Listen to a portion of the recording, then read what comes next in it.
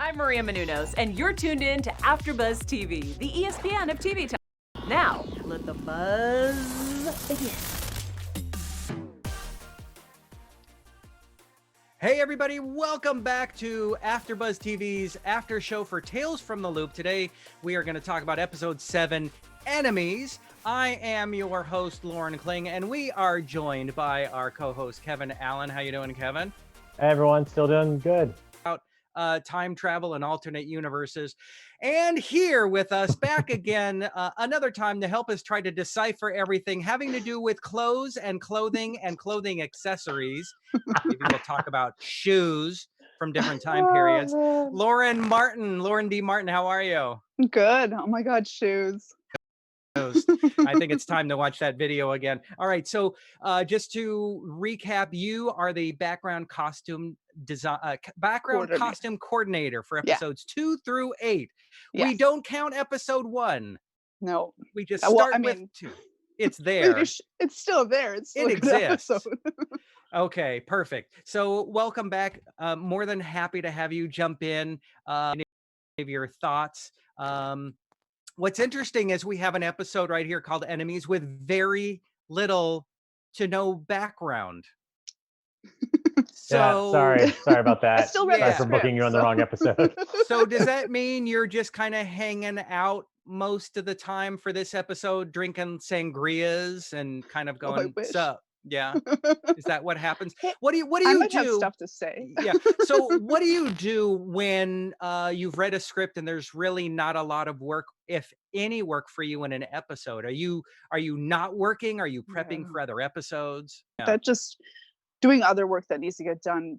Bringing in new rentals, getting rid of old rentals, like prepping for wrap, because it was the second last episode and our wrap took I think 6 weeks. So wow.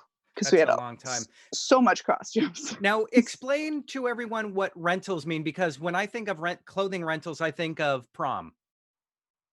Oh no! So there's rental houses all over the world, and we have people that pull for us. Sometimes the rental houses have people that pull for us. We just tell them we need this era and this kind of size range and this kind of like a palette.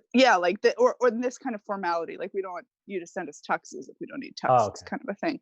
And then the costume designer also will go to rental houses and pull stuff too when there's time for that. As well as going to vintage stores and thrift stores and like building clothing and all kinds of. There's a lot. Yeah. There's a lot going on and an insane amount of breakdown. Wow. Are you a fan of, do you like going shopping for yourself? Yeah. I just don't like people. I like actual physical shopping. Oh God. Okay. So you don't like people. So perfect job. It's just hard. When you're in the mall and you're like a donkey with bags in both arms and people are going really slow and you're trying to get to all the malls and all the thrift stores, and you know what I mean? It just gets a little cumbersome. All right. You're a woman on the move in the mall. Yeah. Pretty much. Got it. All right. So let's talk about this episode of Tales from the Loop, Enemies. And this one is about George, about Cole's father and Russ's son. In his hand. Yeah. It took me so long to catch that this was earlier, that this was like a prequel to what we had been watching. Because I made the foolish prediction of saying, we're not return back to like the 60s-ish era. We're only going to stay in the 80s-ish era and not strand from that timeline. But it took me forever to realize that we were in I think it's early 50s. 60s. Okay, yeah. And I honestly, I didn't know from the main boys' clothing, because the show is so timeless. The clothing is so nondescript. But when I started to see that the extras all pouring out of the not pouring out of the theater, when they started to come out of the theater, I felt like they were a little bit more specific, and just seeing enough of them, it really helped me later figure out, we were in the 50s the whole time. Yeah. So, well, and at first I got really excited and I kind of went overboard with stuff. I was adding crinolines and just zhuzhing everything up quite a bit. And then it was all like, reel it back in because you're making it look 2 period kind of thing. So Yeah, I noticed from the poster that was behind him, the movie that they watched was a very like late 40s movie that they would have seen on a Saturday morning, one of those black and white sea monster movies. So and the other thing, the interesting thing about Amazon Prime is it's good and bad, is they've got this thing called X-ray that will show you who the cast members are in every scene. And so when I always refer to it to say, all right, who's in this scene? So I learned really quickly when it said young George. I'm like, the first president of the United States is a young boy. That's not right. You did what I did with episode 1. Spoiling young Loretta. Yes, and I did that too. So I knew we were going back in time. And so George is with a couple of his friends who aren't the nicest guys, but he's just kind of they're awful. Not even not the nicest. They're horrible. I hated them from the beginning. I was reading the script and I was like swearing. I was like, well, I'm not going to swear here, but I was swearing. I was like, these guys are like, no, they're jerks. So we've all kind of had friends like that. And so it just adds to the loneliness that George faces in his childhood, which will, again, like the other episodes, serve us throughout this episode of loneliness. He's got this shortwave radio. He hears a screech. Next day, the friends are talking about a monster. Hey, let's go to that island over there and see if we can find it. I can't believe they went, because that was such a weak monster story. That was so pathetic. There's a monster. My sister heard about it. How to get there? I don't know. What's it do? I'm not really sure, but I hear there's a monster. It was the lamest, least fleshed out scary story I've ever heard. All right, Kevin, you sound like a teenage girl. I don't like these kids. I don't like them. No, I get it. Feel bad. Right. And so, but it added to us wanting George to get as far away as possible from them. And unfortunately, they're the ones that left him on the island to fend for himself.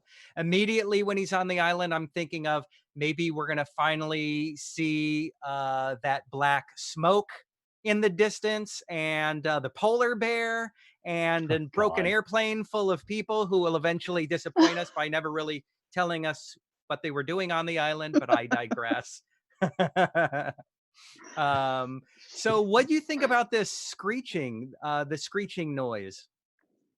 As far as I knew, it was just a noise. I thought maybe it was something to do with his shortwave radio, and because the way the show's been, I'm trying to like not have these tropey expectations, because it never follows them.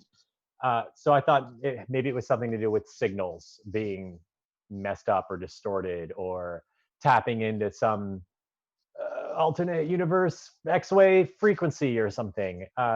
Because it was just noise. There was no evidence that anything had lived there, except for later we started to see some strings and cans, and I started to suspect, okay, there's a person living here, and they've got these things up to keep away other intruders to their island. Right. I'm like, it's not going to be a monster. It's not going to be a monster. The kid's got to be wrong. So I assumed he was communicating with someone who was trying to communicate back, and for some reason couldn't. Interesting. Now, Lauren, were you surprised? Because I'm assuming you read the script. And so did you have a sense of where the episode was going before you got to the part where it was revealed that it was a robot? Yeah, because we had the books at work, and then there's the Things from the Flood, which is the second book, and there's the Vagabonds. So I kind of was like, is that? And then I got really excited when I found out it was, and I was like, are we dressing it? But because it's not actually a group of them, it's just one. We did.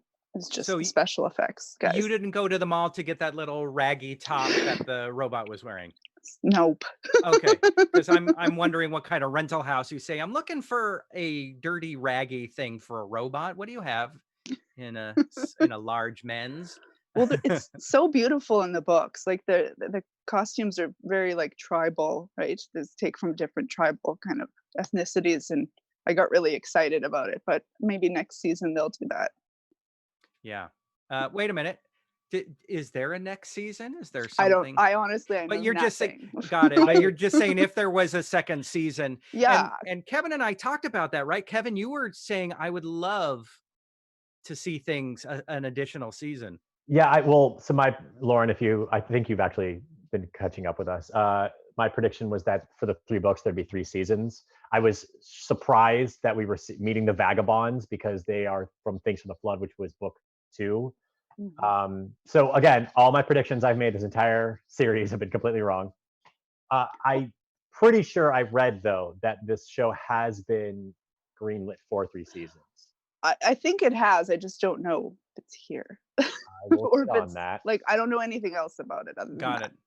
But it's still exciting because of the possibilities. I think about a show like the Goldbergs, how the idea where he shot video as a kid, and there's been what 7 or 8 or 9 seasons of the Goldbergs based off of these different clips of videos. So to have all of these books at his disposal, at Nathaniel's disposal, to be able to use, of course, there's a lot of different stories he can tell. So George is on the island. He gets bit by that water snake.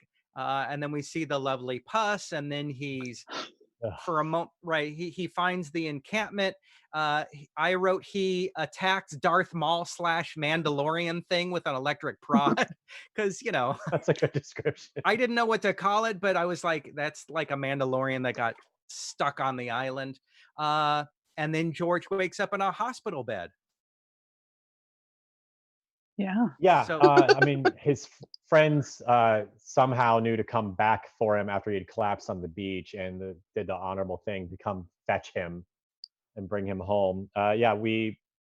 He's on the hospital bed. He's now missing his arm. They've amputated it because it died from rot, I'm assuming, or sepsis. Huh? Yeah. Yeah, he got sepsis. Right? Okay. Right. From the bite? Because I mean, you put it in the lake and then put a dirty sock on it. God, that made me cringe so hard. I was like, that is not the way to handle that, dude.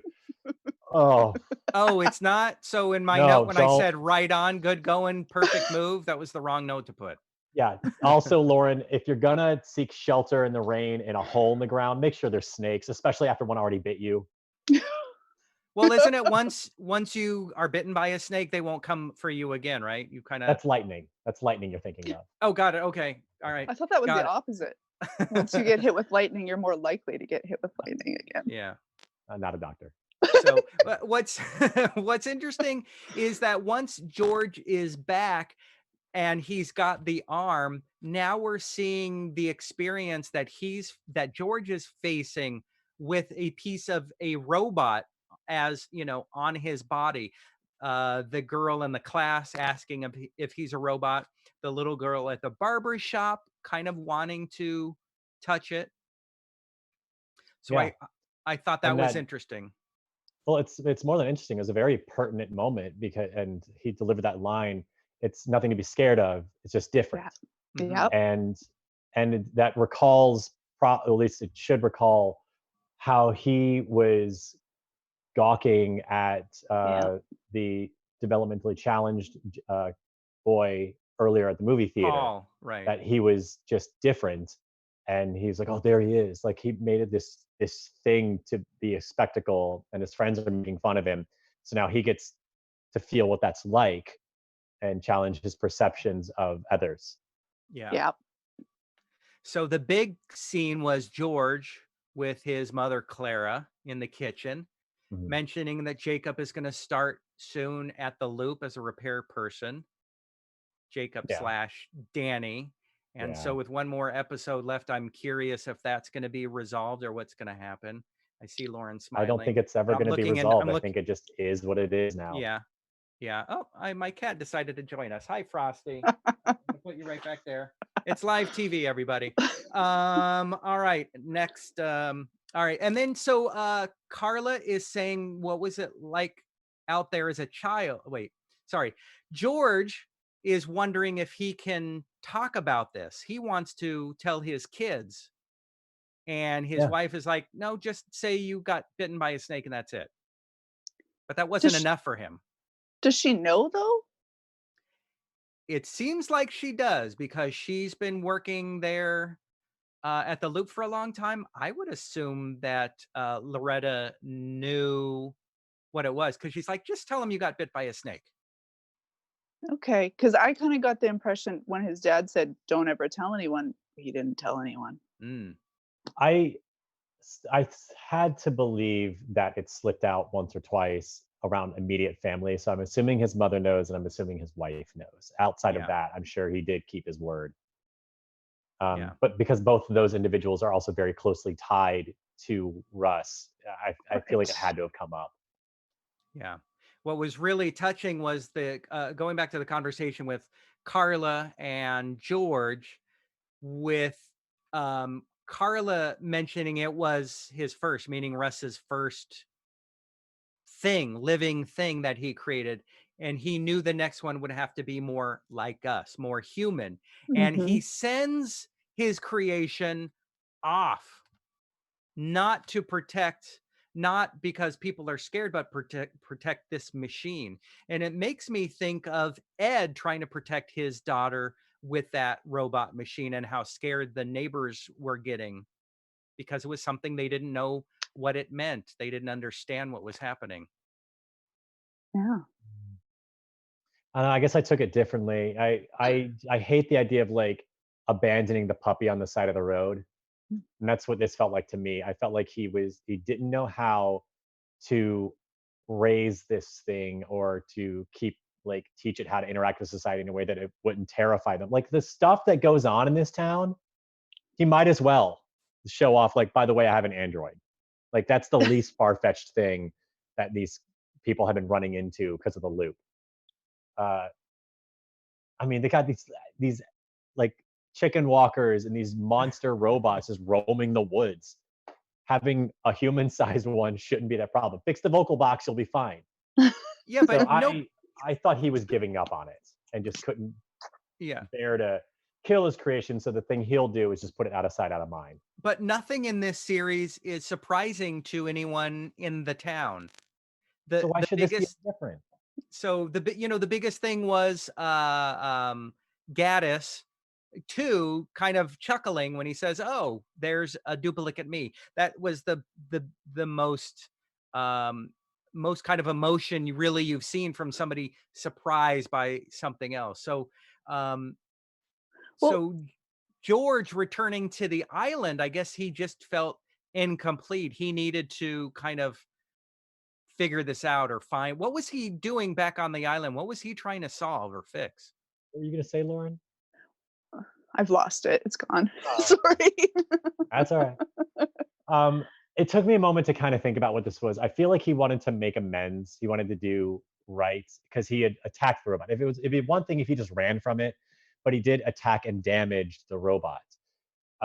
So he can't fix his father's wrongs and abandoning it on the island to live a life of solitude. But the least he can do is try to undo the damage that young George did.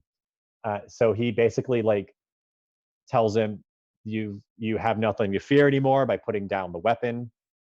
And then he offers up his old arm as a replacement Mm-hmm. to make amends for the physical damage he caused. There's a lot of that in this episode. I find like there's the kids kill the snake, and then the snake bites him and he loses his arm, and then he takes the robot's arm, and seeing the young man with Downs at the theater, and then having those same kinds of like cautious stares and people judging him when he's got no arm and like has the robot arm later. I feel like that's really goes on a lot through the episode. Yeah. So this is a solid episode. Yeah, it was a really good episode, and we've got one left. Now, what does it all mean? We'll go into special segments and news. So if you've got anything, Kevin, you want to share? I do. Let's start with the artwork. I did bring artwork to share, as I always do. Unfortunately, I spent the image of three boys hanging out by some rocks near a lake outside of the cooling towers on our previous episode. I didn't realize it would be the one that inspired this episode. So I just got a nice serene setting of the cooling towers against some snow. But we're going to follow that with the Vagabonds. I had no idea we would get to see them this soon. I love this series of portraits he brought. So I got three to share with you. And this is clearly what inspired this episode.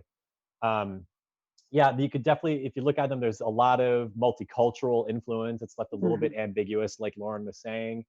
but they're definitely robots who have tried to clothe themselves with rags and other adornments from their island. You can see I got a few near lakes or oceans like we saw in this episode. And the last of the three that I picked is actually the cover image for the Things from the Flood book. Oh yeah. So the fact that they jumped right into the iconic imagery for what I thought would be next season has surprised me. That's what I was gonna say, is with the thing with him sending him to the island, because they say, and it's in book 2, so maybe I'm just like talking out of my, but is the people were scared, and they like took away their rights, and they segregated them on like a reserve type situation, and they treated them badly, and they weren't allowed in places even though they had this AI technology. I mean, it's in the book, it's not in the show, but I think that's why it's like people were really scared of what they didn't know, so he sent it away so it wouldn't get hurt instead of putting it down, because I guess he felt like he'd given it life and he didn't want to. Yeah, I mean, that's been the story for so long in so much literature, movies, TV shows, of being scared of the unknown and the fight or flight. And we see that all the time. What's different? I'm scared of what's different. So this is a good. Varun Patel on the cinemaholic.com had a great article kind of recapping this episode. And he said something really good. Science fiction often deals in the rise of the machine and the threat of technology. Frankenstein is the embodiment of this human versus technology conflict. Mm-hmm. And so, we've seen this with Star Trek: The Next Generation. Data was this created by a human, yet people were scared of him. And all he wanted to do was be human. And the Borg, a technologically advanced race that everybody were rightly so scared of because they wanted to assimilate everybody. It's the origin story for the Matrix, that Mhm. humans built robotic servants, and the servants wanted rights, and the humans thus further oppressed them until the robots rose up against them and created the post-apocalyptic scenario that the movies take place in. I mean, this story has been told in different widths, I'll say. Yeah. Like we see slivers of that narrative all through science fiction. Right. And then we've got Terminator, of course. Oh my gosh, of course. Yeah, Terminator, yeah. And then when we were thinking of people with robot arms, of course, Luke Skywalker. Yep. Probably the most famous robotic arm in cinema. Yeah. I hate to say I can't think of much more outside of Star Wars now, because my brain's just going to all of the characters in Star Wars. Right. So if anybody out there, if you're watching us on our YouTube channel, leave comments down below the video so we can see what you're thinking, or if you have anybody else that has robot arms in literature, movies, TV shows that you want to comment on, and we'll check that out. If you're listening to us on our podcast version, you want to leave us a nice review and 5 stars, that would be wonderful. Thank you so much for sticking with us for this amazing series. We have one more episode to go, but before we wrap up, Kevin's got something he's got to say. Yeah, I also want to give them the challenge, because robot arms I've seen a little more in cinema. What I really want to see if they can find are robots that have been stranded on islands or just like abandoned by their humans. One of my favorite films of all time, WALL-E, begins with a lone robot left by himself. And then the other one I thought of was Ben from Treasure Planet. It's the only instance I can think of a robot that was marooned on an island and went like native. So if anyone else can think of one, please leave in the comments, because I'm definitely checking it out. I started catching up on our YouTube comments today. So got it. All right. Interesting. This all right. So we're going to wrap this up, but we have one more episode with you guys. So Kevin, where can people find you online? You guys can find me on Twitter at Kevin Allen Says, and Instagram at Kevin Allen Graham. And Lauren, thank you for being with us. Where can people find you on the interwebs? Instagram and Twitter, it's pretty much the same thing. It's at Costumer Chick, CHOSTUMERCHX. Perfect. And all right, cool. We'll figure that out. And then you can find me on Instagram at Lauren Kling, LORENKLING. From everybody at AfterBuzz TV, thank you for watching. We'll see you on the next episode, the last episode of Tales from the Loop. Bye, everybody. Our founder, Kevin Undergaro, and me, Maria Menounos, would like to thank you for tuning in to AfterBuzz TV. Remember, we're not just the first, we're the biggest in the world, and we're the only destination for all your favorite TV shows. Whatever you crave, we've got it. So go to AfterBuzzTV.com and check out our lineup. Buzz you later. The views expressed herein are those of the hosts only and do not necessarily reflect the views of AfterBuzz TV or its owners or principals.